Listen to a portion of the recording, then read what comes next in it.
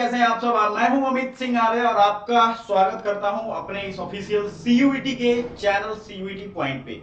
प्यारे दोस्तों, आप सबको बता दूं, अगर आपको सीयूईटी निकालना है तो सीयूईटी मतलब सीयूईटी पॉइंट चैनल को सब्सक्राइब जरूर करिएगा। लाखों बच्चों के फॉर्म रिजेक्ट हो गए, किस कारण से रिजेक्ट हुए हैं वो गलती इस बार आपका मैं नहीं होने दूंगा, क्योंकि मैंने खुद अपनी बीएचयू से पढ़ाई की है और लगातार आपको, चाहे चूंकि मैंने बीए और एमए दोनों अपना बीएचयू से कंप्लीट किया है, तो लगातार आपको अपडेट कर रहा हूं और अपडेट करता रहूंगा। इसके लिए आपको क्या करना है, हमारा चैनल जुड़ना तो है ही, लेकिन इसको बेल आइकन दबा करके और ऑल नोटिफिकेशन ऑन करना है। बहुत सारे बच्चों का कंप्लेन आता है, सर आपकी वीडियो आई छूट गई, वो मुझे राइट टाइम पे नहीं पता चला, खास करके जो फॉर्म भरने वाले बच्चे हैं, तो उनको ऑल नोटिफिकेशन करना है। चूंकि मैं एक एक अपडेट आपको स्टेप बाय स्टेप दूंगा, इसलिए आपको पेन और पेपर लेकर के बैठना है। आपको प्लेलिस्ट का सहारा लेना है, डिफरेंट प्लेलिस्ट का, जिसकी भी आप तैयारी कर रहे हो, जिस भी कोर्स का। लाखों बच्चों के फॉर्म क्यों रिजेक्ट हुए हैं, जैसे जैसे आप वीडियो देखोगे आपको पता चलेगा और आप वो गलती मत करना।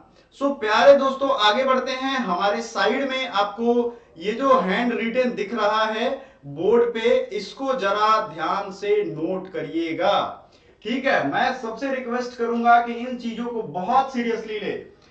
देखो, फॉर्म फिलिंग प्रोसेस में क्या क्या डॉक्यूमेंट्स चाहिए, इन सब का एक अलग टेंशन है बच्चों के दिमाग पे। इसका टेंशन लेने की जरूरत नहीं है, मैं हूं तो आपका सारा कुछ आपको बताऊंगा। फी कितनी लगने वाली है ये भी मैं बताऊंगा। वेबसाइट कौन सा होगा, वेबसाइट हालांकि मैंने यहां नोट कर दिया है, प्लीज नोट इट डाउन।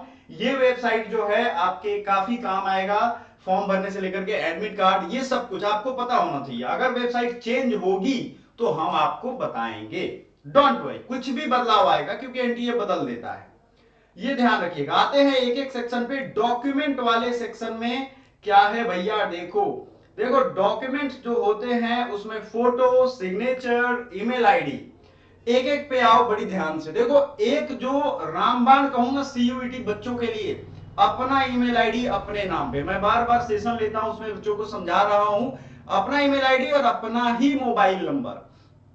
आप लोगों को अभी तक मोबाइल नंबर तो मोबाइल मिल गया होगा, गेम खेलते होगे, लेकिन ईमेल आईडी बहुत बच्चों का अभी भी नहीं होगा अपना, वो पापा की है, मम्मी से, क्योंकि मम्मी पापा लोग क्या करते हैं उसको देखते रहते हैं कि क्या देख रहा है क्या, तो इसलिए अपना देता। आपको अपनी ईमेल आईडी जनरेट कर लेनी है, बहुत मुश्किल नहीं है, बहुत इजी से कर सकते हो। फोटो रिसेंट का रखना है, फोटोग्राफी नहीं, फोटोग्राफी वाले फोटो मत डालना। बहुत बच्चे फोटोग्राफी नहीं यार, आपका प्लेन बैकग्राउंड वाला कोशिश करना, व्हाइट बैकग्राउंड रहे जिससे वो इजीली आपको पहचान सके, तो वो आपको फोटो चाहिए। ईमेल आईडी की अगर हम बात करें तो ईमेल आईडी आप समझ चुके हो को आपका अपना सेल्फ होना चाहिए, आपका अपना ईमेल आईडी। मोबाइल नंबर आपकी अपनी होनी चाहिए। एक एक पॉइंट मैं यहां आपको दिखा रहा हूं, जरा बारीकी से समझिएगा हर एक वो पॉइंट। उसके बाद क्या है, देखो जरा मार्कशीट, लेकिन यहां मार्कशीट वाले कॉलम में आपको प्रॉब्लम आ सकती है। 10वां वाला मार्कशीट तो होगा आपका, 10th का मार्कशीट और सर्टिफिकेट। देखो, सर्टिफिकेट जनरली 1 से 2 साल के बाद आता है, होगा तो बल्ले बल्ले, नहीं होगा तो निकाल लेना कॉलेज स्कूल से जाकर के। तो जो 12th के बच्चे हैं जो अपियरिंग हैं, खास करके उनको बताना चाहेंगे कि वो अपियरिंग में डालेंगे अपना फॉर्म, क्योंकि उनका फाइनल रिजल्ट अभी नहीं आया है, तो देयर इज ऑप्शन अपियरिंग, और किस साल में अपियर हुए हैं उसका रोल कोड, रोल नंबर डालना पड़ेगा, क्योंकि वो तो रहता ही है। बहुत बच्चों को पिन कोड से रिलेटेड प्रॉब्लम आती है, भैया स्कूल का पिन कोड डालें, अपना रेजिडेंस का डालें, उस कॉलम को जरा ध्यान से देखोगे पता चल जाएगा। वैसे भी एक पूरा फॉर्म भर के हम आपको एक स्टूडेंट्स का दिखाएंगे, आपका सारा दिमाग मतलब क्लीन हो जाएगा उसको देखने के बाद कि हाँ ये गड़बड़ होगा या वो गड़बड़ होगा। अब देखो, एक दो चीजें हैं जो बच्चों को बहुत ज्यादा सवाल आएगा, मैं जान रहा हूं। एक तो आधार कार्ड, आधार कार्ड के हिसाब से आपका मैट्रिक इंटर का डॉक्यूमेंट और आधार कार्ड का डॉक्यूमेंट ये सेम होना चाहिए, ये याद रखिएगा, ये बहुत बड़ी एक प्रॉब्लम है।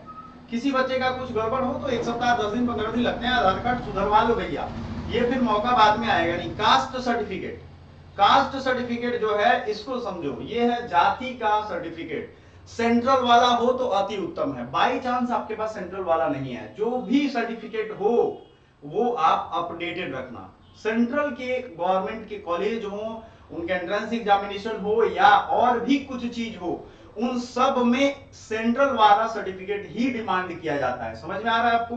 पीडब्ल्यू सर्टिफिकेट अगर आप हो तो, कास्ट सर्टिफिकेट आप समझ लो।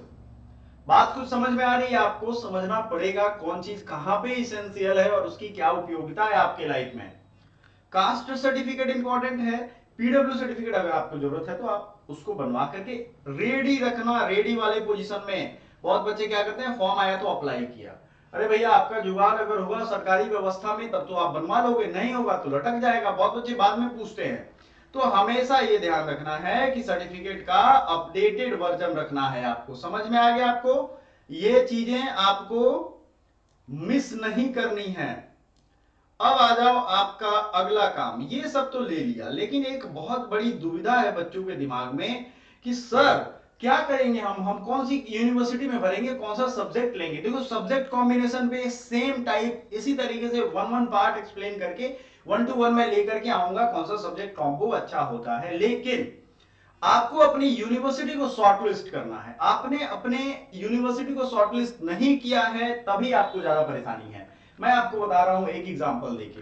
जब आप ये डिसाइड नहीं होते हो कि हमें पर्टिकुलर यूनिवर्सिटी नहीं लेना है, यही चाहिए वो चाहिए, बीएचयू चाहिए, डीयू चाहिए, जेएमआई चाहिए, तो आप खो जाओगे। क्योंकि आपको ना सिलेबस की क्लैरिटी होगी, ना वो यूनिवर्सिटी के डिमांड के सब्जेक्ट की क्लैरिटी होगी, ना ही आपको दुनिया में और किसी चीज की क्लैरिटी आएगी कि पढ़े क्या, एग्जाम में क्या दे, समझे क्या, टाइम मैनेजमेंट सब कुछ गड़बड़ हो जाएगा। ये बेसिक चीज है, इस चीज को जरा आप समझो। ठीक समझ में आ रहा है आपको? ये आपको समझना पड़ेगा, इस चीज को आप समझो बहुत अच्छे से। अगर आप इसको नहीं समझते हो तो आपको दिक्कत आ जाएगी। तो अपने यूनिवर्सिटी सेलेक्ट कर लो और मुझे कमेंट कर दो सर बीएचयू, डीयू, जेएमआई कौन सा हम सेलेक्ट कर रहे हैं। एटलीस्ट 5 सब्जेक्ट रेडी कर लेना अपना कि हमें पॉलिटिकल साइंस में या हमें बीएससी एग्रीकल्चर में लेना है, तो बीएससी और बीएससी वाले के लिए फिजिक्स, केमिस्ट्री, बायो या मैथ है, यही एक कॉम्बिनेशन है। लेकिन जो आर्ट्स वाले बच्चे हैं उनके लिए मैं बता रहा हूं माय डियर स्टूडेंट, उनके लिए क्या ऑप्शन है उसको जरा बारीकी से समझिए। जो आर्ट्स वाले स्टूडेंट हैं उनके लिए पॉलिटिकल साइंस लेना है, ज्योग्राफी लेना है, सोशियोलॉजी लेना है, साइकोलॉजी लेना है, एंशिएंट इंडियन हिस्ट्री लेना है, या फिर उनको हिस्ट्री ही मेन लेना है। इतने सारे सब्जेक्ट तो मैंने अभी नाम बता दिए।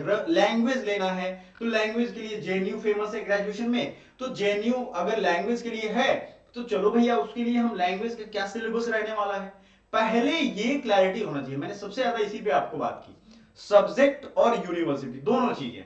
एटलीस्ट 5 सब्जेक्ट जो है on the basis of course होना चाहिए। Choose your course and subject combination. बात समझ में आ रहा है आपको? समझ में आ रहा है या नहीं समझ में आ रहा है बताइए हमें जरा। यस बता दीजिएगा कमेंट बॉक्स में। Choose your course and subject combination, maximum 6 subject. देखो लैंग्वेज तो एक आएगा आपका हर जगह। जनरल टेस्ट एक ऐसा है जो आलू की तरह है, सबको खाना है वो, तो जनरल टेस्ट भी अमूमन बच्चे लेते हैं। ठीक है, अगला आता है सब्जेक्ट्स। किसी को फोकस दे कि भाई मुझे तो ज्योग्राफी ही चाहिए, मुझे तो इकोनॉमिक्स ही चाहिए, तो उनको उनके लिए इकोनॉमिक्स की तैयारी करनी पड़ेगी। जो फॉर्मल सिलेबस है वो 12th का एनसीईआरटी है, उनका भी कहना है कि 12th के एनसीईआरटी के बेस पे ही आपको तैयारी करनी है। समझ में आ गया? तो ये चीज आपको 6 सब्जेक्ट ऑप्शन है। मान लो बैकअप के लिए भी बच्चे रखते हैं, उनको लगता है कि कहीं ना हो पाए तो क्या होगा भाई, कहां जाएंगे हम, किससे पूछेंगे, किससे हेल्प लेंगे, आपके पास ये भी ऑप्शन एक रहेगा। 6 सब्जेक्ट में 6 सब्जेक्ट जो टॉप के होंगे उनकी सारी क्लासेस हमारे यहाँ चलेंगी। आपको एक बहुत बेहतरीन चीज बता दें, बहुत ही अफोर्डेबल प्राइस पे हमारे एप्लीकेशन एकेडमी पॉइंट पे, याद रखिएगा हमारा चैनल है सीयूईटी पॉइंट। सीयूईटी मतलब CUET point, CUET point current affairs आप सर्च करोगे आपको डेली का करंट अफेयर्स एक लाइन से मिल जाएगा। CUET point GK general test classes search करोगे आपको वो भी लाइन से मिल जाएगा। सीयूईटी और भी किसी क्लास को ढूंढोगे वो भी आपको लाइन से मिल जाएगा। तो ये पूरा प्रोसेस है, आपको इसमें बहुत बारीकी से काम करना है, बहुत बारीकी से देखना है, समझना है, बारीकी से इस पे लगे रहना है।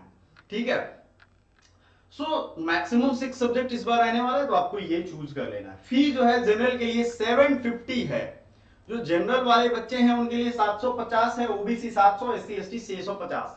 इस बार के फॉर्म में अपडेट आएगा तो बताएंगे, वैसे इतना ही फॉर्म रहता है।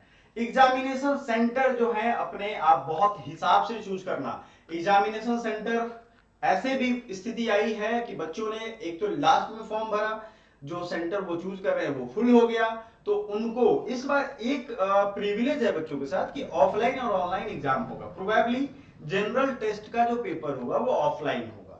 तो जब ऑफलाइन पेपर होता है तो एक एडवांटेज रहता है बच्चों के साथ कि जैसे पेपर, क्वेश्चन पेपर उनको मिल जाएगा। दूसरा एडवांटेज उनको ये रहता है कि कहीं भी वो आराम से मतलब ट्रैवल करेंगे उस सिटी में जहां पे सबसे ज्यादा बच्चे हों, तो नजदीक की सिटी भरते हैं।